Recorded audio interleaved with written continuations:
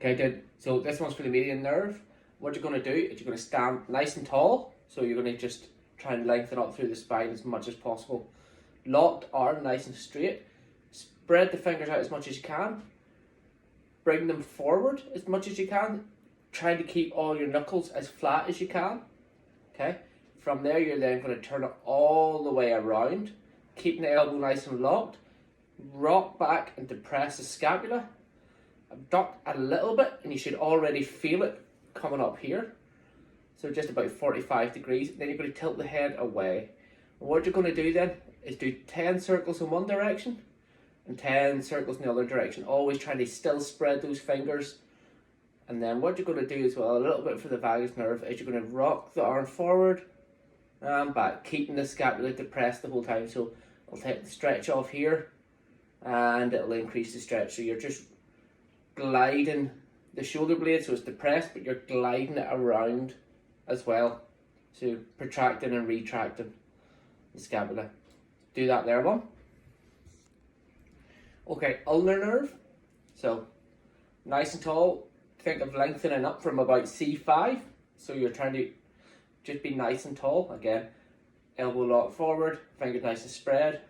Bring them out in front. Fully flex that elbow, lift it up so that it's horizontal to the ground. Bring it out to the side, still trying to pronate and flex, pronate and extend that wrist and the fingers. From here, this is when you rock back and depress the scapula, and you should feel it on the outside of the hand here. Then you're just going to tilt the head and then rotate it towards it slightly, and you should feel that all the way down here, maybe a little bit here. And then what you're going to do again for the vagus is forward. It will increase it all around here and back. So again, you're going to protract, retract that scapula. At the same time, it's always depressed, but you're just rocking it forward and back, the whole unit. Okay? So that's ulnar nerve. Okay, radial nerve. What we're going to do is you're going to get your thumb and you're going to cross it over as much as you can the palm of your hand. Okay, you might almost feel it trying to cramp here. And then you're going to finger spread but flex them back. Lock that elbow. You're going to rotate it out, so you're going about 45 degrees backwards. Okay, you're then going to rotate back and depress that scapula. Abduct it slightly. Most people go out to the side. I like to go 45 degrees back so the fingers are leading the way. Okay, and then you're going to lean the head away a little bit, and if you want, you can either go that way or that way, whichever way is a little bit more intense for you. And then you're just going to do 10 circles one way, 10 circles the other way. So you'll feel it across here, okay? And then again, for the vagus nerve, protract and retract. So personally, I feel it on the retraction. Whenever the scapula is depressed and retracted, I feel it the most there. I've had people that feel it on the protraction instead, so just try that there. Another one we're going to do is, hold on. Okay, this is going to open up your pec, and it's going to help all around the neck. It's going to also help down the bicep and everything like that. So we'll do it from both sides so you can see the back and the front. So you're going to stand about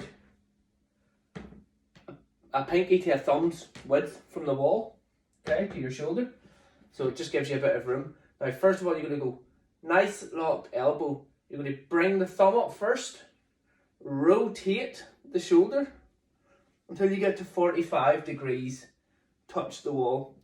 From there, step forward with the inside foot, so you're dragging the hand down the wall. You should already feel a bit of a stretch in that pec.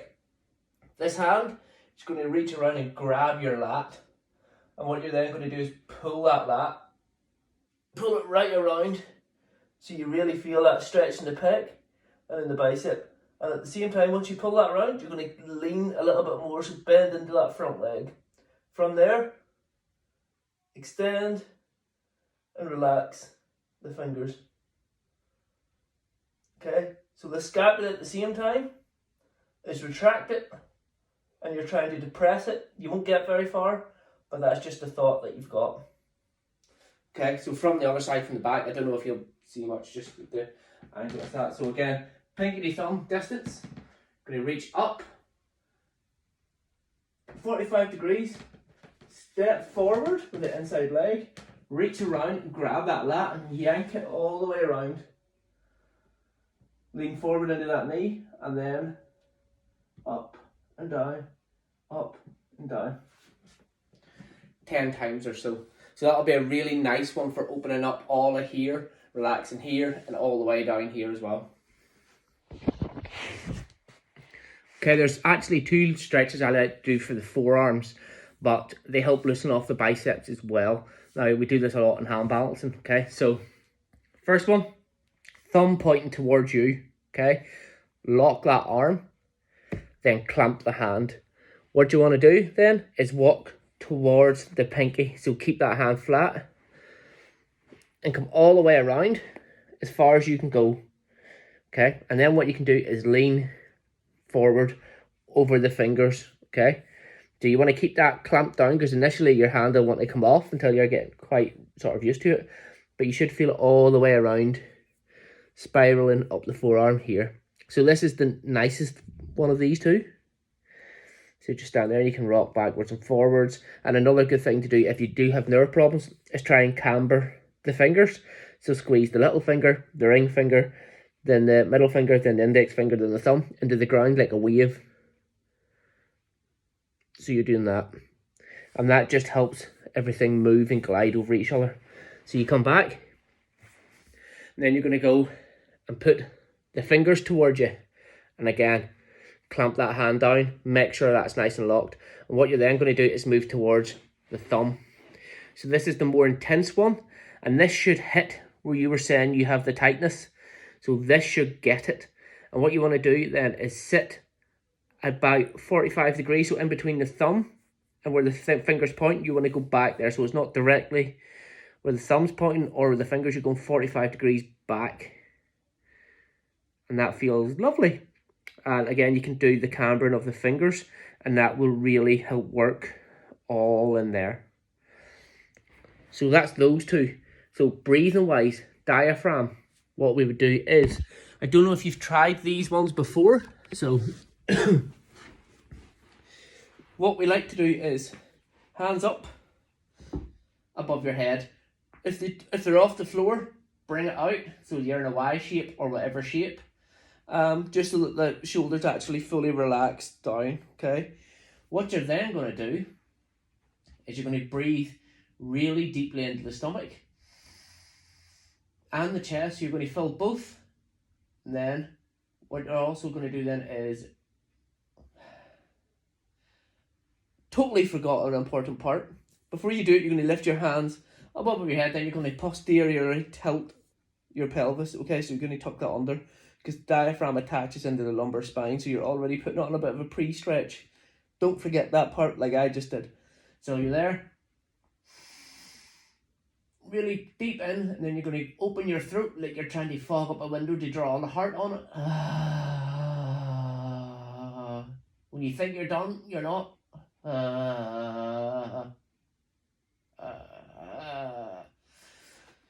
And keep going. When you think you're done, you're not. There's more in there, okay? So we're going to do that version. If you don't really feel that version, because the diaphragm's quite hard to feel, what you're then going to do is you're going to do the raised version and then the dropped knee versions. I'll try and get you a better angle, actually, for... Yeah, that should do. Yeah, okay, that'll do. So, again, what you're going to do is tuck the pelvis under, posteriorly tilt, okay? Put that diaphragm on pre-stretch. Get the arms up wherever they're still on the floor, but as high as you can. Now what you're going to do is you're going to breathe in as you lift up into a glute bridge. From here, you're going to exhale again, open the throat totally, let all the air out, but do not come down. What you're going to do is once your belly empties fully and there's definitely no more air there, then you're going to slowly lower down and repeat. So,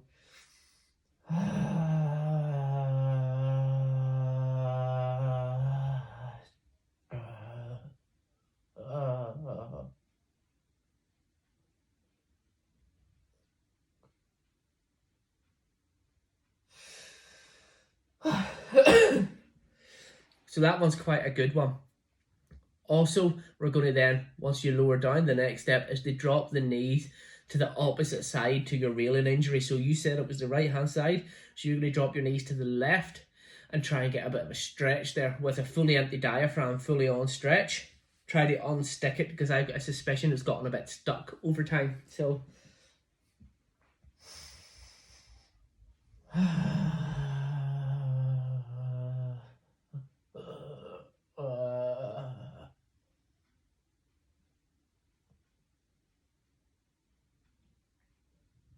it drops them over.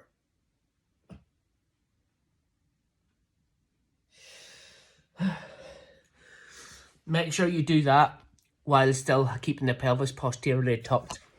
So what I would also do as well with the vagus nerve, a lot of the relaxation with the vagus nerve comes from the tongue and the inner ear. So whenever you're doing all of these nerve flossing, I maybe go through them all once, and the same with the diaphragm stretch. And then when it comes to the second time going through the nerve flossing, I would hum. Open mouth, relaxed jaw,